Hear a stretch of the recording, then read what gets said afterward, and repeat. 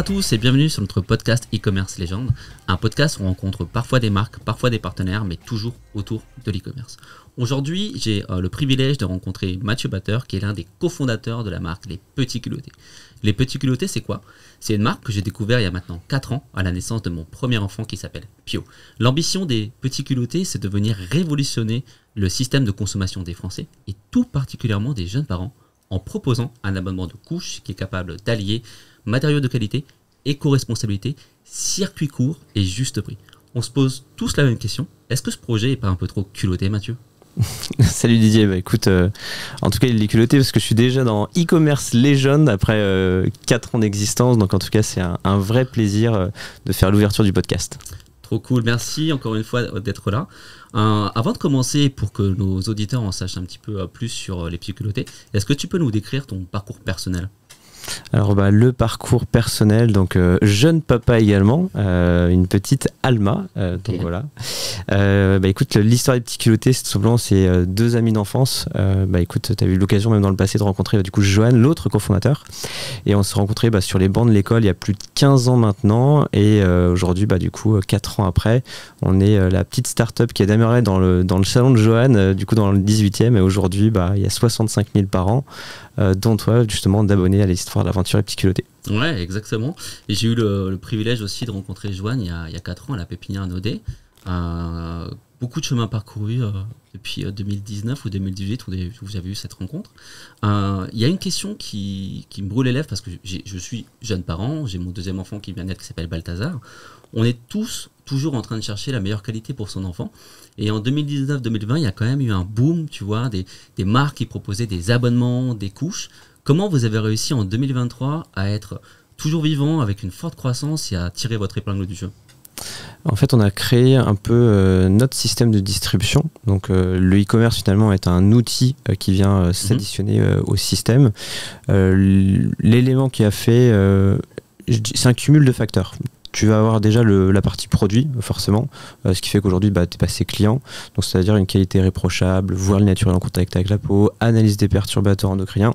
En tant que parent, justement, sur les couches, il faut que ça soit absorbant. Donc, on avait la classification maximale. Et là, on a rajouté cette petite brique qui est fabrication française. Là, il y en a certains qui commençaient déjà à le faire. Et on s'est dit, mais là, on cumule tous les facteurs qui font qu'on va avoir un produit extrêmement cher.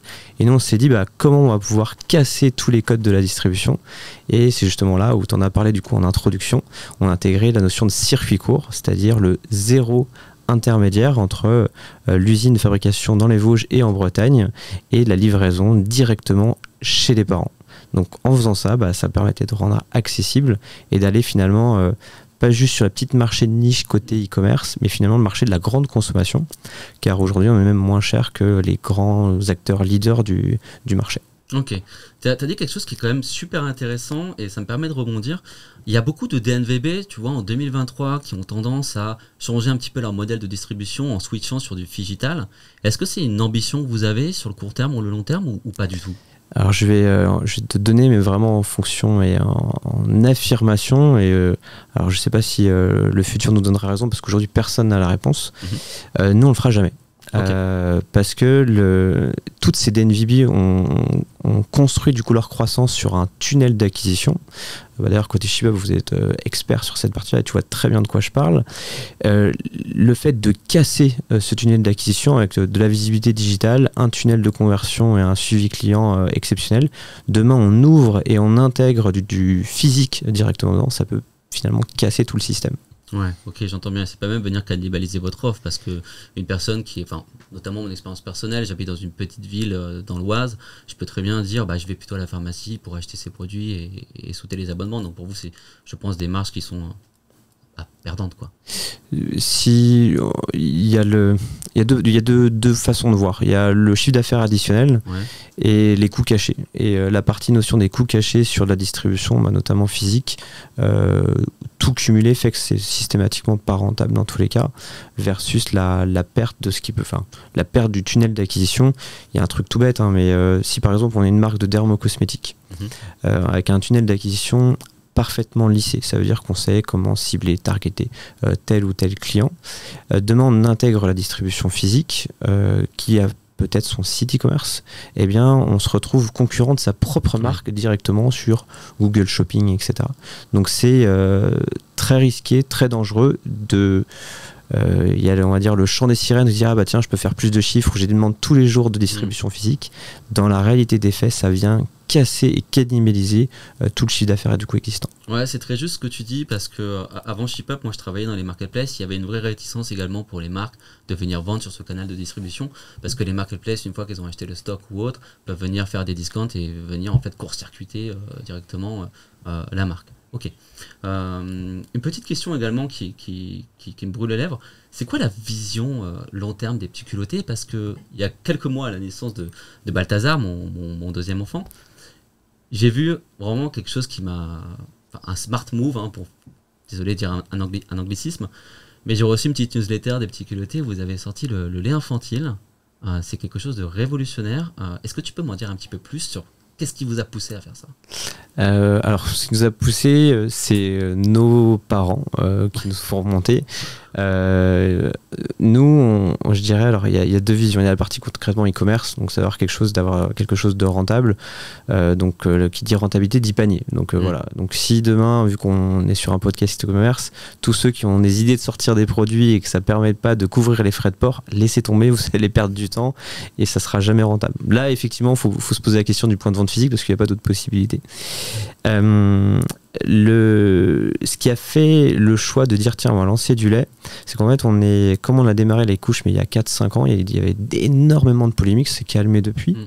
Le lait on est au tout début, ça veut dire que les polémiques sont en train d'arriver, ça a démarré du coup il y a 2 ans, c'est en train de s'accélérer et là du coup avec Johan qu'on s'est posé la question de dire bah tiens qu'est-ce qu'on peut aider, finalement on s'est pas posé trop de questions, on allait voir les notifications en disant mais les gars est-ce que vous pouvez lancer du lait, il y a quelque chose vraiment à faire et si en plus vous pouvez proposer l'alternative du Made in France plus circuit court, bah, ça serait tout simplement génial. Ouais, donc c'est toujours dans cette optique de garder circuit court, esprit court, label éco-responsable et le meilleur prix.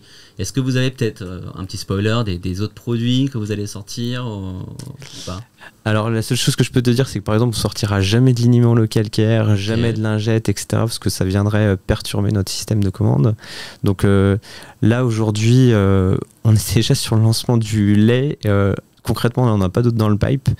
Il y a des questions qui nous sont remontées finalement tous les ans de dire bah, est-ce que vous pouvez aller sur les couches seniors, mais ça serait pas sur les petits culottés dans tous les cas. Oui, ça serait notre image de marque totalement différente. Ouais, non, c'est sûr, sinon tu vas perdre tes consommateurs. Ou alors on les appellerait les grands culottés, mais je suis pas sûr que ça plaise à nos seniors. Ouais, c'est sûr. Ok, tu as dit tout à l'heure quelque chose qui était également intéressant, 80 000 clients qui sont abonnés, si je me trompe pas. Est-ce que, comment tu as fait pour gagner la confiance de tes clients face aux énormes retailers du marché, quoi?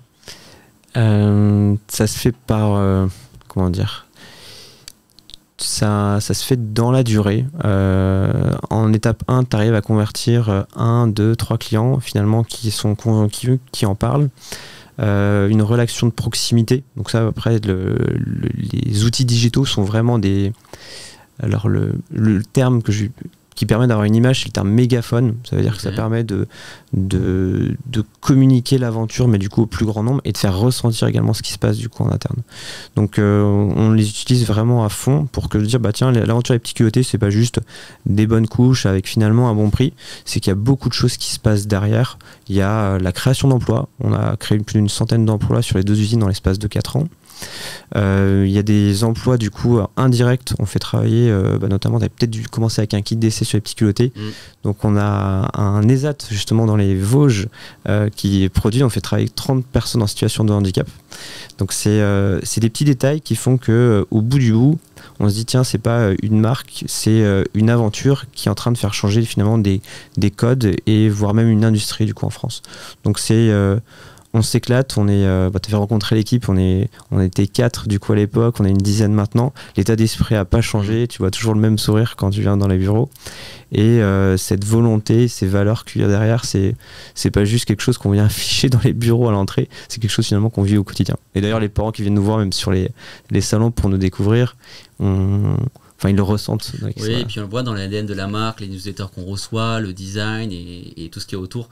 Il y a vraiment un vrai environnement qui est créé pour les petits culottés. Et justement, je permets de rebondir sur le fameux kit d'essai. Tu sais que Johan, quand je l'ai rencontré en 2018 ou en 2019, en fait, il m'a eu avec ce kit d'essai, parce que je lui avais dit tout simplement que j'attendais mon premier enfant.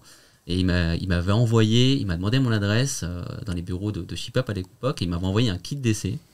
J'ai reçu ce kit d'essai, je l'ai toujours gardé chez moi, et premier enfant, le stress qui vient, on avait pensé à tout avec ma femme, mais on avait en fait totalement oublié les couches, quoi, tu vois, on était totalement dépourvus, et il y avait ce kit d'essai qui était dans les locaux de ShipUp, du coup je les ai pris, et les premières couches qu'apportait Pio, c'était les petits culottés, il les a portés de 0 jusqu'à 4 ans, aujourd'hui il est encore en train de les porter, et le deuxième également, et maintenant on va également switcher sur le lait infantile, que je trouve qu'il m'enlève une vraie épine du pied, parce que je vais commander tout au même endroit pour le coup, donc trop bien. Une question un petit peu sur l'environnement des petits culottés, c'est quoi la stack technique que vous avez aujourd'hui? De mémoire c'est un PrestaShop, un Zendesk, et vous avez d'autres outils qui gravitent autour de ça?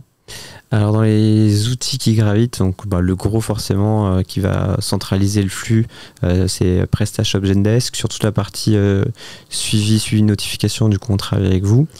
Dans les outils additionnels, là comme ça j'en vois pas, parce qu'en fait avec le temps on développe même nos propres outils maintenant, okay. Notamment les widgets automatisés, on vient vraiment cibler en fonction vraiment de nos besoins et des systèmes qu'on souhaite rajouter. Et après on a tout un système d'outils CRM, c'est un peu nos enjeux du coup de l'année prochaine. Donc voilà, c'est sur cette partie-là. Okay. J'imagine qu'il y a un fort enjeu, comme toute marque, et je pense un petit peu plus pour les marques qui ont des abonnements récurrents, un vrai enjeu de rétention. Donc pour la partie suivi de colis, vous avez mis en place l'outil ShipUp qui permet, en cas de problème de livraison, de proactivement venir informer le consommateur et venir le guider dans la résolution de son incident. Est-ce qu'il y a d'autres outils que vous avez mis en place pour améliorer la rétention, garder vos clients et vraiment les chouchouter? Nous, on les suit. Alors, on a un taux de churn vraiment très faible.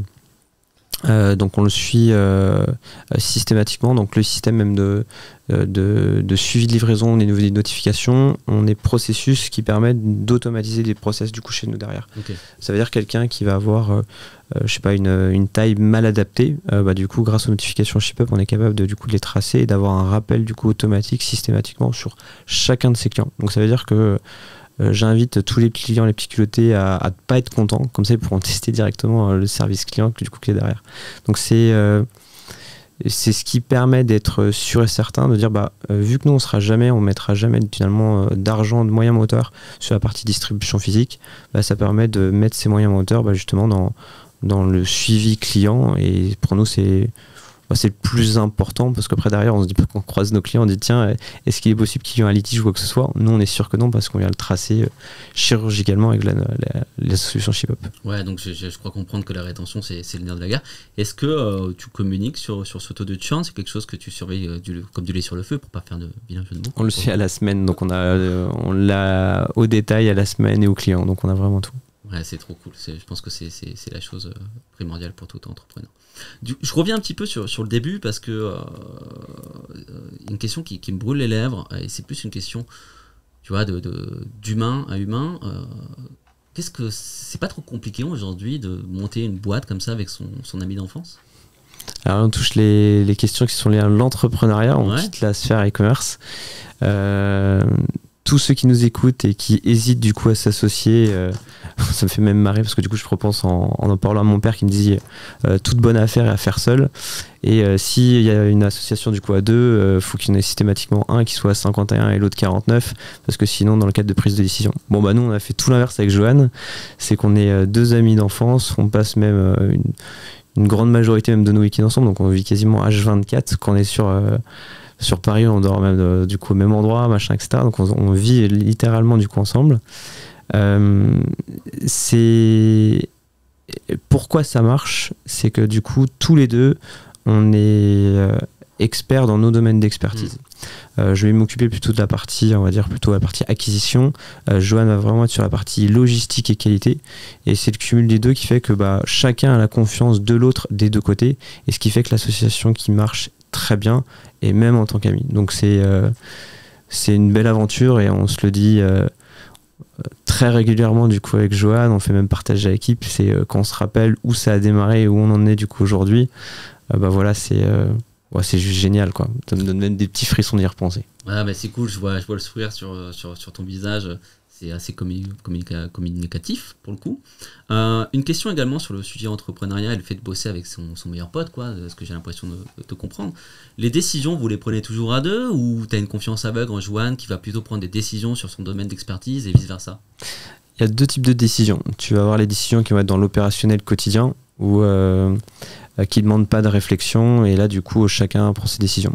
Après il y a toujours, et ça nous arrive globalement 1 à 2 fois par mois, où il y a des décisions où il y a juste un doute.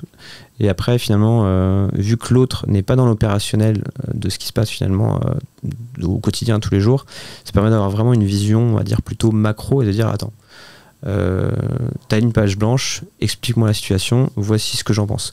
Et systématiquement c'est l'autre qui vient terminer de prendre la décision, mais le fait rien que de parler, ça permet finalement d'ouvrir une vision un peu plus haute sur la situation qui fait que on avance dans telle situation ou dans telle autre. Ok, cool. J'imagine que ça a dû vous créer pas mal d'anecdotes en tant qu'entrepreneur. Est-ce que tu en as une particulièrement à nous partager et qui pourrait satisfaire nos auditeurs? Il y en a plein.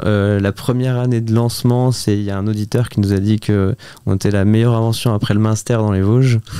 Donc je crois que la plus belle aventure, c'est de se dire que aujourd'hui, on a des personnes qui nous ressemblent dans l'équipe. Et finalement, si on a réussi à passer les autres étapes, parce qu'il y a toujours l'étape des premiers... il y a le premier step du seuil de rentabilité du quoi passer. Après, il y a les pics des différents paliers de tranches de chiffre d'affaires où ça vient restructurer chaque fois du coup la société pour arriver à finalement une société qui a plus de sens, plus de valeur humaine, plus on monte du coup en chiffre d'affaires. Nous, le plus dur a été justement d'arriver à ce même état d'esprit, d'avoir le même niveau de délire aujourd'hui alors qu'on fait des millions d'euros de chiffre d'affaires, mais par contre quand on se voit tous les jeudis matins à la réunion de 8h15 où j'étais juste avant, du coup il y a le même état d'esprit, ce même un peu fou qu'on va retrouver du coup, et ça a été finalement le plus dur. On a fait des erreurs dans le passé, mais aujourd'hui finalement qu'on recrute même des personnes dans l'équipe, on vient pas les choisir par rapport à leur à leur qualité technique qu'ils sont capables d'apporter du coup dans la boîte, parce que finalement on apprend encore plus sur l'e-commerce, et c'était très bien placé pour le savoir, c'est que ça évolue tout le temps.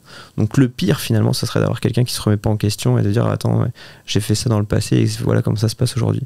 C'est totalement faux et ça évolue tout le temps et de façon permanente. Donc aujourd'hui on a ça, on laisse le droit à l'erreur. On fait tous des erreurs et d'ailleurs c'est là où on apprend vraiment beaucoup, et en fait on fait même partager du coup les erreurs au niveau de la reste de l'équipe. Alors c'est jamais des erreurs qui permettent de changer la structure de la société, mais ça nous permet vraiment de continuer du coup à évoluer. Ouais, ok, j'ai l'impression que vous cherchez plutôt des intrapreneurs et non pas des salariés, quoi, des gens qui vont accrocher à votre ADN. Justement, une question et tu me tends une perche là-dessus, c'est quoi les valeurs aujourd'hui des Piculotés ? Eh ben écoute, il y en a, on les a on a vraiment créé une politique, on les a vraiment définies. Tout le monde les définit, mais est-ce que c'est pas bullshit, tu vois, enfin, est-ce que c'est suivi, c'est ça ma question, tu vois. Alors nous, on n'écrira jamais de bouquin sur la politique des petits culottés, etc. On en a défini même jusqu'à 7, qu'on vient même s'auto-noter tous les... à chaque trimestre en fait, quand on fait plutôt les points équipe. Alors il y a la partie RH, mais ça on le fait plutôt une à 2 fois dans l'année, mais au moment où on fait nos semaines de travail nomade, donc c'est vraiment des moments où on vient bosser dans un autre cadre, et là c'est à ce moment là où on s'auto-note même entre nous pour savoir quel est le niveau le plus culotté du coup de la boîte, et du coup on note chacune des parties. Sur les 7, je peux les détailler parce que du coup il n'y a pas de sens, ce serait un petit peu long. Il y a vraiment 2 pôles. Il y a le côté on va dire fun, solaire, qu'on va pouvoir capable de transmettre finalement une énergie positive du coup au reste de l'équipe. Alors on a toujours le droit d'avoir des moments de mou, des moments où on va être fatigué. En plus quand on est je peux l'annoncer, mais du coup Johan va être repapa du coup en janvier, donc il y a toujours des moments de fatigue. Bienvenue au club. Donc il y a toujours des moments de fatigue, ça n'empêche pas dans tous les cas d'avoir toujours un état d'esprit positif même en étant fatigué. Et après la deuxième partie, ça touche qu'on parlait juste avant, c'est le côté intrapreneurial, c'est ces valeurs d'être le meilleur à son poste, de continuer à se remettre en question pour continuer du coup à être le meilleur. Ça c'est le plus dur parce que généralement on a cette tendance encore plus en France à pas forcément se remettre en question. Bah là du coup on se l'oblige de façon à aujourd'hui j'ai ce poste-là chez Epticulté, j'ai toute la confiance des fondateurs parce que si tu es là, tu es dans l'équipe, tu fais telle mission, c'est que nous on viendra jamais te l'apprendre et on viendra même pas checker ce que tu fais. On regardera juste du coup les résultats et on t'aidera du coup à les monter encore plus en niveau. Et en fait, ces notions-là de responsabilité, d'autonomie sont des éléments très forts au niveau des valeurs d'Epticulté. Ok. Vous êtes plutôt politique remote ou tous au bureau? On est 100% full remote. Ouais, donc Johan habite à Pornic, j'habite à Angers. Il y a une partie de l'équipe qui va être à Toulouse, l'autre à Bordeaux. Avec l'équipe cadre, on essaie de se voir quand même au minimum une fois par mois. Pour vraiment, généralement c'est plutôt les jeudis. Et après, tous les 3 fois par an, on fait des semaines de travail nomade où là, pour éviter pour pas perdre le lien social et pour vraiment même passer l'étape d'après, c'est-à-dire de pas juste un lien de contact de machine à café qu'on est capable de dire ah t'as fait quoi hier soir et puis finalement on n'écoute pas vraiment la réponse. Là on fait des semaines de travail nomade où on embarque toute l'équipe, on propose même aux prestats qui bossent régulièrement à l'occasion, tu pourrais être invité si tu veux la prochaine fois du coup et on vient travailler dans un cadre vraiment qui change. On a fait une semaine sur le canal du Midi sur une péniche, on a été en Auvergne du coup dans un chalet, on a fait de la montgolfière aussi. Enfin, on essaie de sortir, d'aller prendre un grand bol d'air frais, mais pas être en mode je suis à l'hôtel, chacun de sa chambre. Là on vit tous ensemble et finalement de partager des moments où on va cuisiner, on va manger ensemble, on se lève le matin ensemble. Donc il y a tout un truc qui se crée. Il y en a assez peu dans l'année finalement, mais par contre c'est du vrai lien social. C'est-à-dire qu'après, quand on voit son collègue, on se voit, ça vient casser toutes les barrières de communication. Ouais, vous essayez de recréer ce lien parce qu'il y a une vraie problématique, tu vois. Après le Covid, pendant le Covid, tout le monde était en télétravail, on s'est tous habitués à être en télétravail, à utiliser Zoom. Aujourd'hui, on voit quand même une tendance de fond où les gens se disent est-ce que c'est bien pour mon entreprise? Parce qu'en fait, les gens se parlent que sur Zoom, ça éloigne en fait ce lien social. Est-ce que tout ce que tu viens de citer là, ça t'a permis de conserver ce lien social et de renforcer les liens chez les petits culottés et surtout de transmettre cette vibe qui font que les petits culottés sont ce qu'ils sont, quoi? Là, je vais te donner un très bon exemple. Les 2 dernières personnes qu'on a recrutées, quand on a parlé de notre organisation télétravail, ils m'ont dit tous les deux qu'ils ne souhaitaient, limite c'était un frein, ça veut dire qu'ils voulaient retrouver une activité de bureau post-Covid, etc., avoir vraiment des interactions avec les collègues. Nous on n'a pas répondu, on dit écoute, ce que je te propose c'est que tu vas appeler des personnes de l'équipe pour savoir comment eux vivent les choses. Et là je vois Eugénie, une fois tous les 2 mois, ses parents du coup ont une petite maison de campagne au fin fond de l'Île-Dieu, mais vraiment un truc, et en fait ça lui permet de couper littéralement, et en fait quand on vient, ça permet vraiment rien que de changer de cadre, de recharger les batteries en version XXL, plus de bosser tous les matins, donc c'est vraiment quelque chose qui vient changer d'habitude. Ok, donc du coup Mathieu, j'en profite pour que tu es là, pour avoir ton œil d'expert. C'est quoi pour toi les prochaines tendances que tu vois dans le e-commerce? Alors les prochaines tendances ou les petites astuces qu'on pourrait passer du coup aux auditeurs,